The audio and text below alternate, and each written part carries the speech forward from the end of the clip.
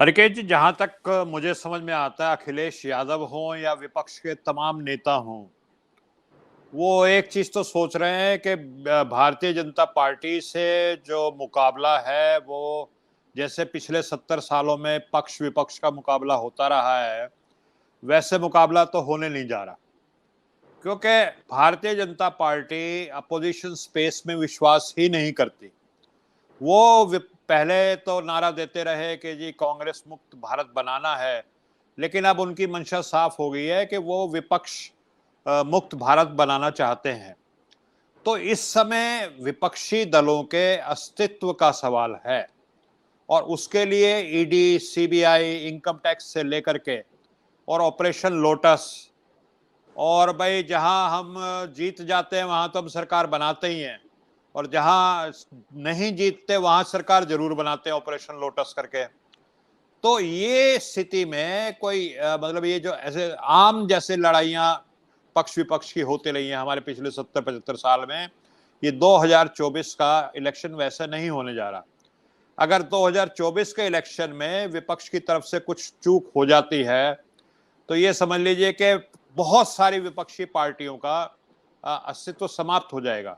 और पिछले कई साल में हमने देखा सीपीएम एक बहुत मजबूत पार्टी होती थी, ज्योति बसु 25 साल तक लगातार मुख्यमंत्री रहे, और आज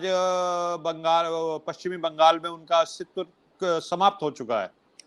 और स्वतंत्र पार्टी होती थी। ऐसी कई पार्टियों का इतिहास रहा है। तो इस समय क्या है कि हम सरकार को अक्सर कोसते हैं, सरकार की नीतियों को कोसते हैं, उसको क्रिटिसाइज करते हैं, बेरोजगारी और महंगाई और सारी चीज को लेकर के। लेकिन अगर सरकार का कर्तव्य है जनता का ध्यान रखना, तो विपक्ष का भी कर्तव्य है कि जो जनता परेशान है और जनता जिस त्रासदी से गुजर रही है, तो उनको एक प्लेटफॉर्म देना और उनके लिए संघर्ष करना। तो राहुल जी ने अभी जो पदयात्रा की है वो एक इशारा करते हैं कि कांग्रेस के कुछ लोग, राहुल जी खास तौर पे, एक संघर्ष के रास्ते पे निकल पड़ रहे हैं, और ये विपक्षी दलों की एक कर्तव्य जो है उसको निभाने की दिशा में पहला कदम है। लेकिन तमाम जो नेता विपक्ष के हैं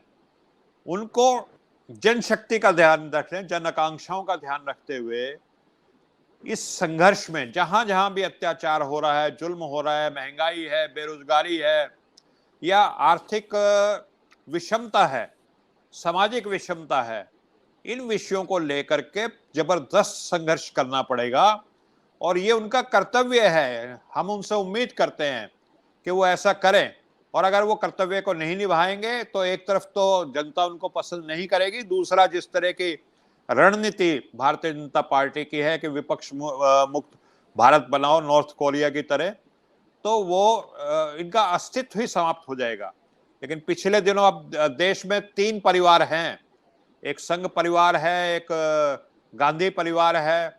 और एक जिसको कहते हैं जनता दल परिवार है, जिसको लोहियावादी लोग कहते हैं, जो बिखरे हुए हैं। हरियाणा में वो चौटाला के नाम से हैं, उत्तर प्रदेश में किसी और नाम से है, बिहार में आरजेडी जेडीयू के नाम से है, और झारखंड को ले लीजिए, या उड़ीसा में भी एक बार बीजू पटनायक जो थे वो जनता परिवार का हिस्सा हुआ करते थे। तो ये लोग, अगर पुराने लोग भी इनको समझ आ जाए और ये एक आ जाए, तो एक बहुत बड़ी धुरी बनती है। इनके साथ अगर लेफ्ट और कांग्रेस और जुड़ जाए तो फिर 32-33 या 35-36-37% वोट लेकर के भारतीय जनता पार्टी जो है वो मुकाबला नहीं कर पाएगी और सत्ता विहीन हो जाएगी। और जो 37-38% वोट जो भारतीय जनता पार्टी ने पिछले 2019 के चुनाव में लिए, जो पुलवामा कांड के बाद के थे, तो वो मैं उसको आम चुनाव नहीं मानता, साधारण चुनाव नहीं मानता, वो लगभग वैसा ही चुनाव मानता हूँ जैसे 1984 के बाद, इंदिरा जी की हत्या के बाद जो चुनाव हुआ था, जिसमें कांग्रेस को 400 से ज्यादा सीटें मिल गई थी, लेकिन 1989 आते आते कांग्रेस जो है वो सत्ता से बाहर हो गई थी।